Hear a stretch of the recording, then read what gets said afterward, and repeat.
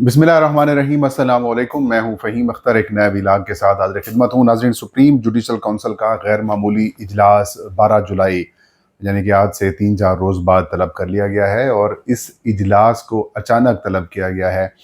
क्या Islamabad high court के 5 और सुप्रीम कोर्ट ऑफ पाकिस्तान के जो कुछ जजेज़ हैं, क्या उनके ऊपर तलवार लटकने लगी है? क्या उनको हटाया जा सकता है? क्योंकि आज जुडिशल कमीशन ऑफ पाकिस्तान के जो मेंबर हैं एहसन मोहन, जो कि आप यूँ कह सकते हैं कि आज़म वज़ीर तारड़ वज़ीर कानून है, उनका जो ग्रुप है सुप्रीम कोर्ट बार एसोसिएशंस का, उसके वो बड़े सीनियर मेंबर हैं, जुडिशल कमीशन के मेंबर भी हैं। उनका और जस्टिस सदार इजाज़ इसाक खान के दरमियान कुछ मुकालमा हुआ है। उसके बाद ये बात फैल चुकी है इस्लामाबाद और बिलखसूस सारे सर्कल्स के अंदर कि शायद इस्लामाबाद हाई कोर्ट के जजेज़ हैं वो शायद रिज़ाइन करने जा रहे हैं। तो इस कमीशन के इजलास में एक्सपेक्टेड क्या है, मेंबरान क्या हैं, उसके बारे आपको बताएंगे।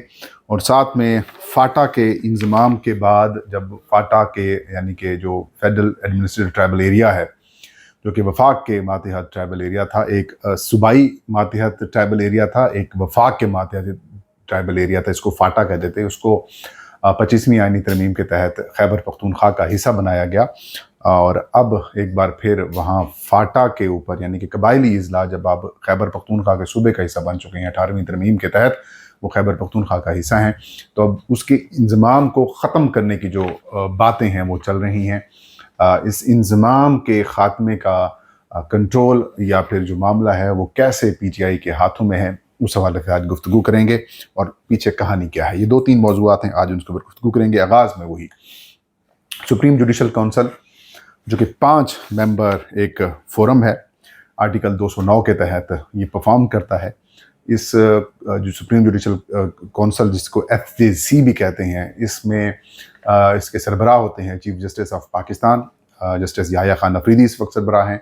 सुप्रीम कोर्ट ऑफ पाकिस्तान के 2 सीनियर मोस्ट जजेस, जिसमें जस्टिस मंसूर अली शाह और जस्टिस मुनीब अख्तर शामिल हैं। इसके अलावा जो हाई कोर्ट्स हैं, जो कि 5 पाकिस्तान की हाई कोर्ट्स हैं, उनके जो 2 सीनियर मोस्ट चीफ जस्टिस साहिबान होते हैं वो इसके मेंबर होते हैं। पहले आज से कुछ अर्सा पहले बलूचिस्तान हाई कोर्ट और इस्लामाबाद हाई कोर्ट के जो चीफ जस्टिस साहिबान थे वो इसके मेंबर थे, लेकिन अब ये चेंज हो चुकी है पोजीशन। अब पंजाब और जो सिंध के हाई कोर्ट्स के जो चीफ जस्टिस साहिबान हैं वो इसके मेंबर हैं। मतलब जो लाहौर हाई कोर्ट की जो चीफ जस्टिस हैं जस्टिस आलिया नीलम, और सिंध हाई कोर्ट के जो हाल ही में चीफ जस्टिस बने हैं जस्टिस जुनेद गफ़ार साहब, ये 5 इस मेंबर के में शामिल होंगे।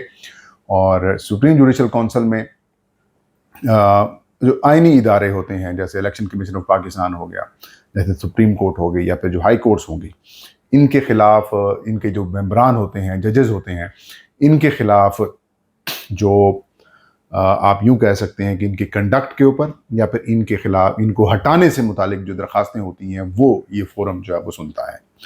कई जजेस के ख़िलाफ़ सुप्रीम जुडिशल काउंसिल के अंदर कार्रवाई की गई। हाल ही में आपको याद होगा काजी फायजी साहब जब इनके ख़िलाफ़ सुप्रीम जुडिशल काउंसिल में पाकिस्तान तहरीक इंसाफ की हुकूमत में उस वक्त के जो सदर मुमलिकत आरिफ अलवी थे, उनकी तरफ से एक रेफरेंस दायर किया गया था। हुकूमती रेफरेंस था, रियासती यानी कि हुकूमत सदारती रेफरेंस था। और उसके बाद फिर जस्टिस इजाज़ुल एहसन और जस्टिस मज़ाहिर अली अकबर नकवी साहब, उनके ख़िलाफ़ रेफरेंस जो है वो दायर किए गए, लेकिन हमने देखा मज़ाहिर अली अकबर नकवी साहब ने जवाब देकर फिर रिज़ाइन कर दिया। जब ये रिजीम हटेगी शायद वो कुछ स्टोरीज सामने आए कि वजूहात क्या थी। फिर जस्टिस इजाज़ुल एहसन साहब ने रिज़ाइन कर दिया। इसी तरह से और भी बहुत सारे जो जजेज़ हैं उनके ख़िलाफ़ भी मुतलका जो फोरम है वो यही सुप्रीम जुडिशल काउंसिल है, वहाँ पर इनके ख़िलाफ़ रेफरेंसेस जो हैं वो दायर किए गए। जो इस वक्त तकरीबन 100 के करीब शिकायत ऐसी हैं जो कि ज़ेर इल्तवा हैं, जिनमें जस्टिस मुनीब अख्तर के ख़िलाफ़ है, जस्टिस मंसूर अली शाह के ख़िलाफ़ हैं, जिसमें जस्टिस जो हैं इस्लामाबाद हाई कोर्ट के, उनके ख़िलाफ़ दरख्वास्तें हैं। चीफ इलेक्शन कमिश्नर और इलेक्शन कमीशन के ख़िलाफ़ दरख्वास्तें हैं। इलेक्शन कमीशन इलेक्शंस में धांधली, इंतखाबी अमल को ताख़ीर का शिकार करना, उनकी ज़हनी हालत से मुतालिक उनकी मतलब उनकी कंडक्ट के ऊपर जो साफ शफाफ मुनसिफाना इंतखाबात नहीं हो सके, उसके ऊपर और भी जो बड़े केसेस हैं वो इस तरह के केसेस जो हैं वो सुप्रीम जुडिशल काउंसिल में ज़ेर इल्तवा हैं। और बिलखसूस जो इस्लामाबाद हाई कोर्ट के जजेस हैं जिन्होंने ان کے گھروں کے اندر جاسوسی کے آلات برآمد ہوئے، ان کے امور کے اندر جو ادارہ جاتی مداخلتیں تھیں یا سیکیورٹی ایجنسیز کی مداخلت تھی، اس کا خط انہوں نے لکھا تھا سپریم کورٹ کو. پھر بدقسمتی سے اسی ہائی کورٹ کے جو ججز ہیں ان کو انڈرمائن کر دیا گیا، ان کو کمزور کر دیا گیا. ان کی آوازوں کو کم کرنے کے لیے لاہور ہائی کورٹ سے 15ویں نمبر کے جج کو اسلام آباد ہائی کورٹ کا قائم مقام چیف جسٹس بنا دیا گیا، اور آج وہ مستقل چیف جسٹس بھی بن چکے ہیں اور ان کی حال ہی میں اپروول دی گئی ہے. اب اس کے بعد جوڈیشل کونسل کا جو سپریم جوڈیشل کونسل کا جو ہے وہ اجلاس بلانے کا مطلب سیدھا سا کیا ہو سکتا ہے؟ اس کا مطلب یہ ہو سکتا ہے کہ شاید ان کے خلاف کارروائی ہوگی. اور اس بات کو تقویت تب ملی جب آج اسلام آباد ہائی کورٹ کی جج جسٹس سردار اعجاز اسحاق خان صاحب کی عدالت میں جو ہے وہ احسن بھون آئے ایک مقدمے میں. تو انہوں نے کہا کہ میں دیکھنے آیا ہوں کہ یہاں پر آخری بات دیکھنے ہوں کہ یہاں پر چل کیا رہا ہے. اس کے اوپر جسٹس سردار اعجاز اسحاق نے ایک جملہ کہا، انہوں نے کہا کہ آپ نے کہا کہ آپ آخری دفعہ مجھے دیکھنے آئے ہیں، آپ کا شکریہ. یہ بات اس وقت اسلام آباد کی سرکلز کے اندر مشہور ہے، یا پھر یہ ڈسکشن چل رہی ہے کہ شاید اسلام آباد ہائی کورٹ کے جو ججز ہیں جو اس مستقل چیف جسٹس تعیناتی کے اوپر شاید ریزائن کر جائیں. لیکن یہ ایک افواہیں تو ہو سکتی ہیں، لیکن وہ اس سسٹم کا مقابلہ کریں گے. وہ سمجھتے ہیں کہ وہ حق کے اوپر ہیں، اور جو کچھ یہ کیا گیا ہے یہ کوٹ پیکنگ ہے، ججز کو کنٹرول کرنا ہے، عدالتوں کو انڈرمائن کرنا ہے، لہٰذا وہ مقابلہ کریں گے. لیکن کچھ بھی ہو سکتا ہے، کیونکہ ایکسپیکٹیشنز یہی تھیں کہ جس طریقے سے سسٹم کو پیک کیا جا رہا ہے، جس طریقے سے عدالتوں کو کمزور کیا جا رہا ہے، جس طریقے سے مرضی کے من مانے جج لگائے جا رہے ہیں، اس کے بعد ہو سکتا ہے کہ جو پاکستانی قوم ہے وہ باہر نکلتی سڑکوں کے اوپر آتی، لیکن ایسا نہیں ہوا. تو اب ہو سکتا ہے شاید ریزائن کر جائیں، یہ شبے والی بات نہیں ہوگی. دوسرا ایک جو رائے ہے وہ یہ بھی موجود ہے کہ جسٹس منیب اور جسٹس منصور علی شاہ وہ تو کلیئرلی ان ججز کے خلاف کارروائی سے اس کو روکیں گے، رکاوٹ ڈالیں گے. اور یہ بھی کہا جا رہا ہے کہ چیف جسٹس یحییٰ خان افریدی بھی اس حد تک نہیں جائیں گے کہ ان ججز کو ہٹا دیا جائے عہدوں سے، یا پھر ان کے خلاف کارروائی انیشیٹ کی جائے گی. تو یہ ایک رائے آ رہی ہے سامنے کہ یہ اکثریت ان کے پاس ہے کہ ججز کے خلاف کارروائی نہیں ہوگی، البتہ جو ان کے خلاف شکایات آئی ہیں ان کو نمٹا دیا جائے گا یا پھر ان کو ختم کر دیا جائے گا.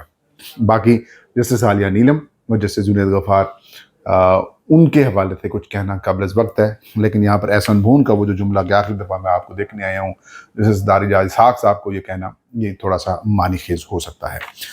تو یہ ایک بڑا انٹرسٹنگ قسم کا میٹنگ ہوگی، ایکسٹرا آرڈنری قسم کی میٹنگ ہوگی جو کہ 12 جولائی کو شیڈول کی گئی ہے. دوسری خبر میں پہلے آپ سے بتا چکا ہوں کہ 25ویں آئینی ترمیم کے تحت خیبر پختونخوا میں فاٹا کے جو اضلاع ہیں ان کو خیبر پختونخوا کا حصہ بنایا گیا تھا، اور قومی اسمبلی اور سینٹ میں جو ایکسٹرا نشستیں تھیں فاٹا کے نام سے وہ ختم کر دی گئیں، اور ان کو خیبر پختونخوا کے اندر ان کو ضم کر دیا گیا اور وہ خیبر پختونخوا کی سیٹوں میں شامل کر دیا گیا. تو اب ایک بار پھر اس وقت مرجر جب ہو رہا تھا اور ہماری ملٹری اسٹیبلشمنٹ کی خواہش تھی کہ فاٹا کا انضمام کیا جائے، مسلم لیگ نون کی حکومت تھی، انہوں نے یہ کام کیا اور فاٹا مرجر ہو گیا.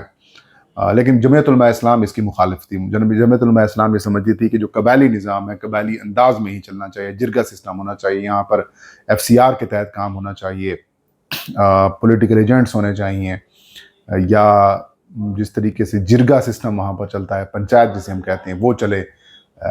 وہاں پر یہ عدالتیں نہ ہوں، وہاں پر یہ ڈپٹی کمشنرز کا کنٹرول نہ ہو، یہاں پہ ایڈمنسٹریشن وغیرہ والے معاملات نہ ہوں، یعنی کہ صوبائی ایڈمنسٹریشن والے معاملات نہ ہوں. تو وہ اس کی مخالفت کرتے تھے اور کہتے تھے کہ یہ اس علاقے کا مزاج ہی نہیں ہے کہ جس مزاج کے اوپر آپ ان کو ڈھال رہے ہیں.